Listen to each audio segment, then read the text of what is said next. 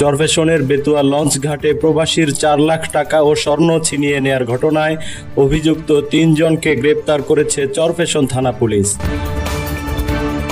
22 June রবিবার সকালে Oman প্রবাসী রাকিব পাটোয়ারি স্বজনদের সাথে নিয়ে ঢাকাগামী লঞ্চ থেকে নামার পর বেতুয়া ঘাটের কিছু লোক তাদের কাছ থেকে মোটা অঙ্কের টাকা দাবি করে।